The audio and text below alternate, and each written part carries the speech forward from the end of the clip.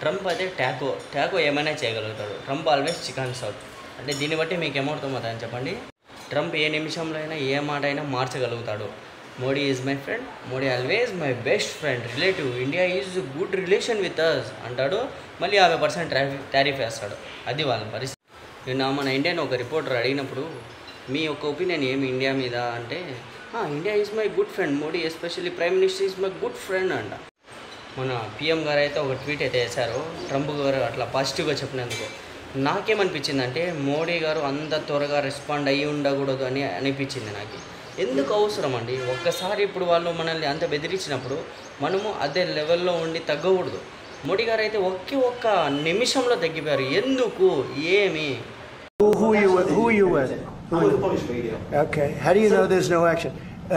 Would you say that putting secondary sanctions on India, the largest purchaser outside of China, they're almost equal, would you say there was no action?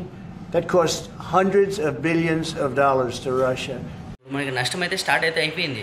నష్టం అనేది కాకుండా అయితే ఉండదు కదా. నష్టం అయింది. ఇప్పుడు అయినప్పుడు ఎందుకండి వంగేది? కానప్పుడు వంగేది అదొక లెక్క. ఇప్పుడు మనం హుజూర్గిరి చేయకూడదు. నా యొక్క ఒపీనియన్ ఇదే. మీ యొక్క ఒపీనియన్ ఏమో నా కమెంట్స్లో డ్రాప్ డౌన్ చేయండి ఖచ్చితంగా. బై ద వే, పంజాబ్ గురించి అప్డేట్ అయితే త్వరగా పంజాబ్ కోలుకోవాలని అయితే కోరుకుంటున్నాం. మన సెంట్రల్ నుంచి స్టేట్ నుంచి అయితే ఫండ్ అయితే ఇంకా దొరకలేదు. ఏమవుతుందో ఏమో పంజాబ్ గురించి అయితే. పంజాబ్ అయితే అతలాకుతలంలో ఉంది. మన నేషనల్ పాలసీని ఫస్ట్ గట్టిగా చేసుకోవాలి. ఇప్పుడు మనమైతే రష్యాతో టైఅప్ అయ్యాం, చైనాతో టైఅప్ అయ్యాం. డైరెక్ట్ ఫ్లైట్స్ చైనా నుంచి ఇండియాకు వస్తున్నాయి, ఇండియా నుంచి చైనాకి డైరెక్ట్ ఫ్లైట్స్ వెళ్తున్నాయి. ట్రేడ్ డీల్ అనేది మంచి సరసమైన ధరల్లో ఉంది. ఇప్పుడు మళ్ళీ ట్రంప్ వచ్చి కలబెడితే ఏమవుతుంది తెలుసా? ట్రంప్ వచ్చి కలబెడతాడు. మోడీ గారు అంత బిరిన లొంగకూడదండి. నా యొక్క ఒపీనియన్ అయితే ఇదే. మీ యొక్క ఒపీనియన్ అయితే కమెంట్స్లో ఖచ్చితంగా రాయండి. రెండో ప్రపంచ యుద్ధం తర్వాత అందరూ అనేది మినిస్టర్ ఆఫ్ వార్ నుంచి మినిస్టర్ ఆఫ్ డిఫెన్స్కి మార్చారు. పలకడానికి చాలా బాగుంది. తర్వాత యుద్ధం జరగడానికి ఆస్కారం తక్కువ ఉంటుందని. తర్వాత ఇప్పుడు ఏం చేస్తున్నారు తెలుసా? నావెల్ ఆఫీస్ వాళ్ళు, అంటే వైట్ హౌస్ ఉంది కదా, ట్రంప్ యొక్క వైట్ హౌస్, మళ్ళీ తిరిగి వాళ్ళు నామకరణం మినిస్టర్ ఆఫ్ వార్ అని మారుస్తున్నారు.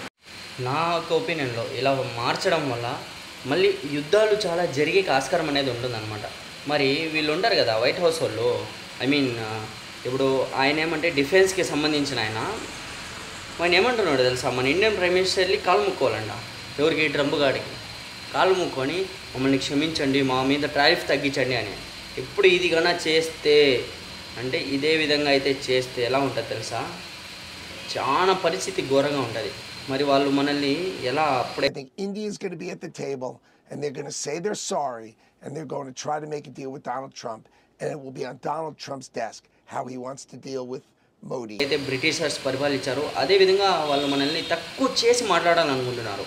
నా యొక్క ఒపీనియన్లో అయితే మన పిఎం నరేంద్ర మోదీ గారు అయితే వాళ్ళకి హుజూరీ చేయడానికి వైట్ హౌస్ వెళ్ళకూడదు. మీ యొక్క ఒపీనియన్ ఏమో కమెంట్స్లో కమెంట్ డౌన్ చేయండి.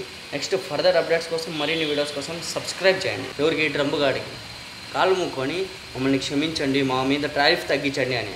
ఇప్పుడు ఇది కన్నా చేస్తే, అంటే ఇదే విధంగా అయితే చేస్తే ఎలా ఉంటుంది తెలుసా? చాలా పరిస్థితి ఘోరంగా ఉంటుంది.